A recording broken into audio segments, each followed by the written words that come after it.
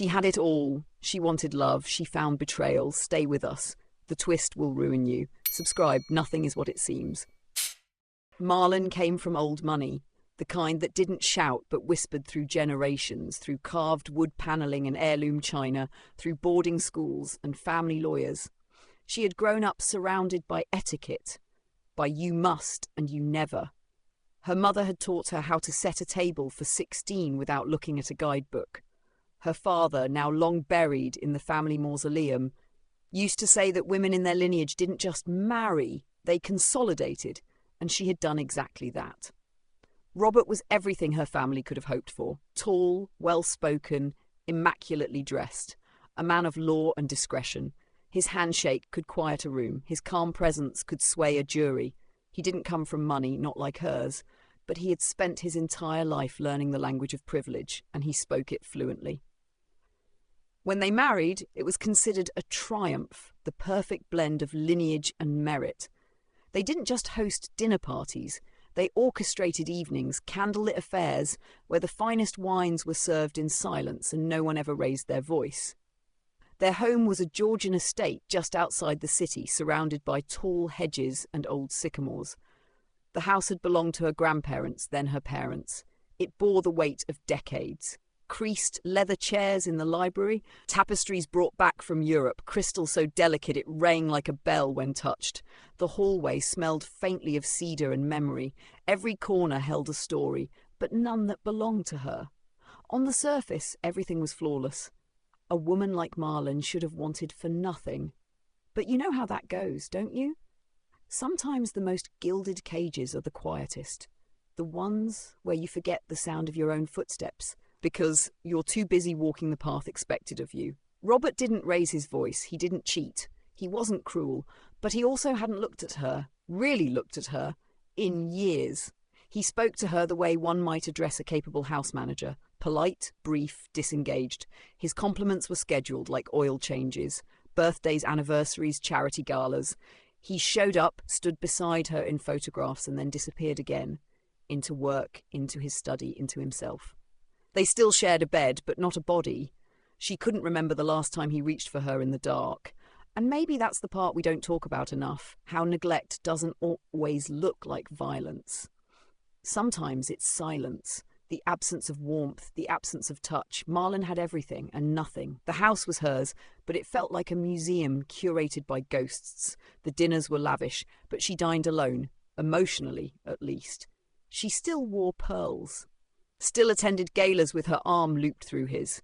Still smiled for the camera. But behind that smile was a question she never dared to speak aloud. Is this really all I get? She was 45. Beautiful, yes, but in the way of women who know how to distract from sorrow with lipstick and posture. Her hair was always perfect, her clothes always chosen with care. But lately, when she caught her own reflection, she didn't see elegance, she saw erosion. Not from age, but from invisibility. And so when something, or rather someone, finally saw her again, it's not that she went looking for it. But let's be honest, when you've been starving for years, even a simple touch can taste like satiation. Of course, you think you know where this is going, but trust me, you don't. Not yet. It began as these things often do in the most ordinary of places, a spa. Clean, minimalist, infused with eucalyptus and polite silence. Marlon went there often, not for luxury, but for routine. A few laps in the heated pool, a steam room, a facial she didn't really need.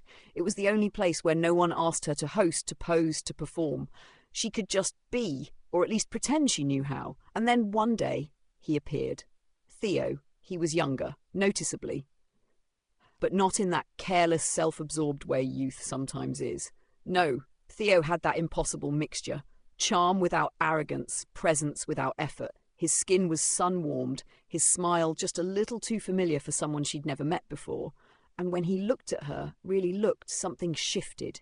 He didn't see a woman past her prime. He didn't see a wife. He didn't even see her surname, so weighed down with legacy and wealth. He just saw her. And after years of being unseen, that felt like water in the desert. Now, you may raise an eyebrow, a married woman, a younger man. But let's not rush to judgment. After all, haven't we all, at some point, craved the thrill of being wanted for no reason other than desire itself? Their connection was instant, like a held breath finally released. She didn't ask too many questions: where he was from, why he was there so often, what he saw in her, of all people. She didn't want answers, she wanted sensation. And Theo offered it. With every glance, every lingering pause, he fed a part of her that had been starving for years. He called her captivating, said her presence filled the room, told her she was wasted in pearls and silence. And maybe he was lying, but oh, how sweetly he lied. She began to wear softer colours, leave her hair undone, smile without needing a reason. There was a new sway in her step, a new lightness in her touch. She was falling, not just for him, but for the version of herself he made her feel like she could be.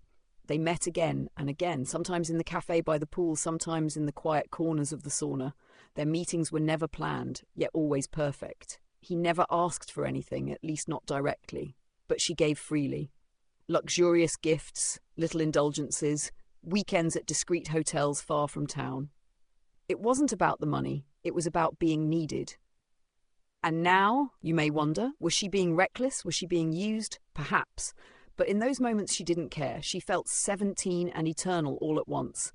She was no longer the wife waiting in a cold bed. She was a woman reborn.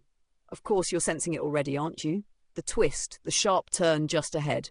And yes, it's coming. But for now, let's not steal this moment from her. Let her have this illusion a little longer. We all deserve that once in a while. It started small, as all descents do. A harmless excuse here, a white lie there. A late lunch with a friend who didn't exist. A charity board meeting that wrapped 2 hours too late. Marlon had never thought of herself as a liar, but isn't it strange how quickly a lie can become part of the routine? She found herself erasing traces like second nature, rinsing her wrists to hide the unfamiliar perfume, brushing away a smudge of lipstick that wasn't meant to be noticed. She wasn't just deceiving her husband, she was dissolving the woman she used to be, one stolen moment at a time. But here's the thing, when you've been numb for too long, even danger feels like oxygen. With Theo, everything was sharper. The air, the taste of wine, the texture of her own skin. She felt herself slipping into something reckless, something youthful and wild. And maybe you'd say it was foolish. Maybe you'd think she should have known better. But we're not here to scold her. We're here to understand. Because don't we all at some point crave a life that feels unscripted? She began to fantasize openly, shamelessly, about a future that had nothing to do with chandeliers or family estates. A small house near the coast, breakfasts barefoot in the kitchen, a man who laughed too loudly and kissed her like he didn't care who saw. Theo made her feel like that could be real. Like love, the kind that burns and bruises and makes you choose it, was still possible. He wrote her notes, left little tokens, hotel keycards tucked inside her handbag, matchbooks from places she'd never been, a silk scarf that still smelled like his cologne. One day, hidden between the pages of her book, she found a postcard. No stamp, no address, just 5 words. You are a gift. One day, you'll be mine. And perhaps it was naive, but those words lit something in her that had long gone cold. She clutched the card like a promise, because in that moment, she believed him. Believed that she could belong to someone not out of duty, not because of contracts or family names, but because she was wanted. What she didn't know, of course, was that love stories this intense never stay still. They spin, they spiral, and not always in the direction you hope. But we're not there yet. Let her fall a little further. Came undone on a Thursday. Marlon returned home later than usual, cheeks flushed, hair slightly out of place. She thought she had covered her tracks, she always did. A quick rinse of her wrists in the guest bathroom, the careful hiding of a hotel receipt, a breath mint to erase the sweetness of wine. She'd done it before, but that night something felt different. The house was too quiet. No classical music drifting from the study, no faint sound of Robert's glass on crystal as he sipped his evening whiskey. Just silence, heavy, watching silence, and then she saw it, on the kitchen counter, her phone, not where she left it, the screen open, dimly lit, a message thread with Theo. Her heart dropped. Beneath it, neatly stacked, were printouts, photos, bank statements, time-stamped spa records, receipts she had long forgotten, her lies laid out like evidence in a trial. She didn't need to ask how he got them. Robert was a lawyer, a good one. He didn't scream, he didn't accuse. He stood in the doorway of the dining room, his posture too calm, his face too still. But his eyes, God, his eyes looked shattered, not angered. He looked like a man who had been shot but was still standing. And maybe you were expecting rage, a dramatic fight, but what he gave her instead, pity, disappointment, and somehow that hurt more. He told her, with the steadiness of a man choking on his own grief, that he had known for weeks, that he hadn't wanted to believe it, that he had hoped he was wrong. He said he remembered when she used to laugh in the kitchen, barefoot with jam on her cheek, that he used to love that version of her, that he didn't know who this new woman was. And then he walked away, not out of cruelty, but because he could no longer bear to look at her. What happened next moved with terrifying speed. He filed first. Of course he did. His lawyers were ready. Within days, she was served. The claims were brutal: infidelity, emotional recklessness, character instability. They painted her not as a woman in love, but as a woman lost, a woman who had spiraled out of control, and she had no defense. Everything they said, she had done. Robert didn't slander her. He didn't twist facts. No, he did something worse. He told the truth. Every painful, intimate, embarrassing truth. With dignity. With sorrow. He told her family he was sorry. That he still respected them. That he hadn't wanted things to end this way. And in doing so, he became the victim. And let's admit it, part of you might sympathise with him too. How could you not? He stood there in court, eyes hollow, voice steady, describing a woman who had become a stranger. He didn't ask for vengeance, just fairness. And somehow that made him even more convincing. The court sided with him. So did her family. She lost everything. The house, her childhood home, filled with generations of ghosts, was signed over to him. The art, the wine cellar, the investment portfolios, all strategically frozen or redirected. Even her personal jewellery was contested. Her family, they were silent, cold. Not out of outrage at her betrayal, but at her weakness. They could forgive scandal, but not failure. They weren't angry that she loved the wrong man. They were angry she did it so badly. She left the courthouse in a coat that suddenly felt too expensive for someone with nowhere to go. And if you're wondering how she felt, well, what do you imagine it's like to be erased from your own life? One day, she was Mrs. Marlon Hartwell. The next, she was a cautionary tale whispered over martinis. But still, something inside her clung to the illusion. The hope that in losing everything, she had at least found someone who would choose her now. And oh, if only she knew. Rock bottom is not always loud. Sometimes it's a quiet hotel room at 3 a.m. where the mini fridge hums louder than your own breathing and you realise you've run out of people to call. Marlon had never imagined herself here. She had lost the house, the art, the name, the pride. But more than anything, she had lost the version of herself she once trusted. The composed woman in tailored cashmere who never needed to ask twice, never needed to beg. And yet, here she was, begging.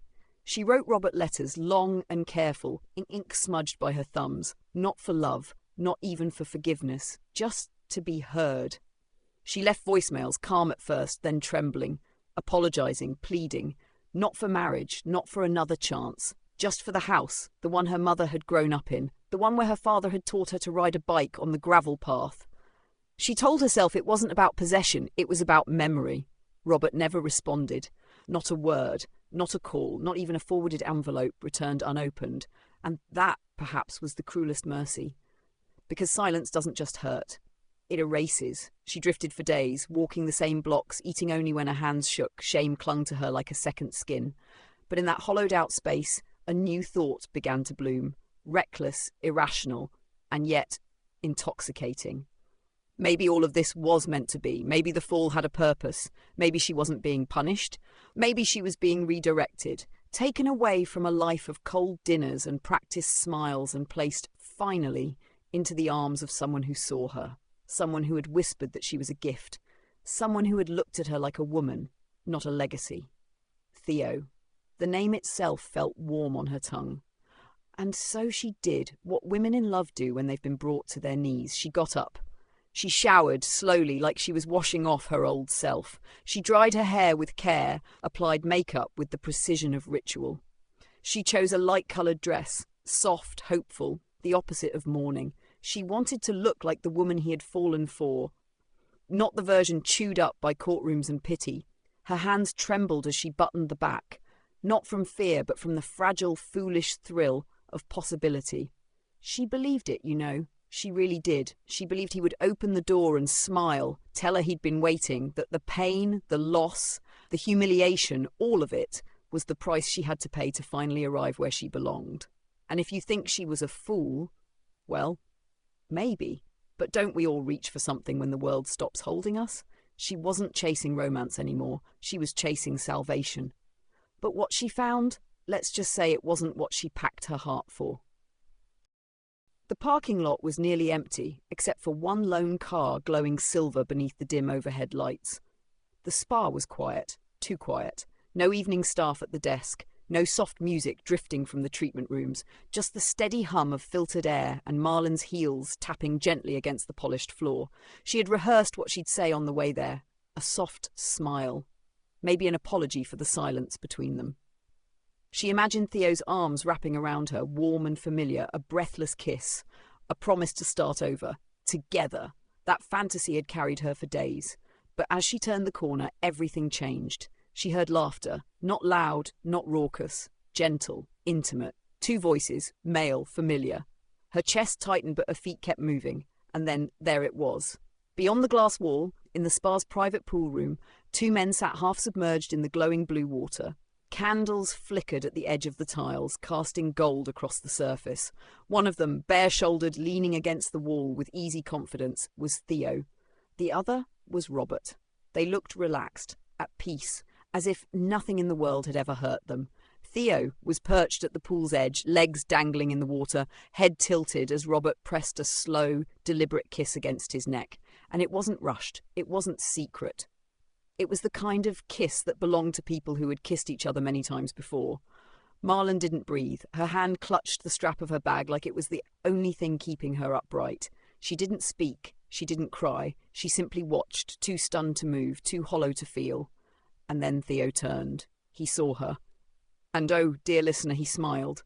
Not with surprise, not with guilt, but with perfect, calculated ease. The smile of a man who had already planned for this moment. A quiet, polished, practiced smile.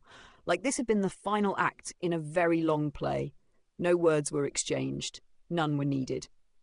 He turned back to Robert, continued laughing softly at something she would never hear. Marlon stood in the shadows for another moment, heart pounding in her ears, before she turned and walked away. No scream, no confrontation, no collapse, just quiet footsteps down a too bright hallway. Outside, the air was cool. The night was deep and silent, and for the first time she realized there was nowhere to go, no one to call, no identity to return to. Her name meant nothing now.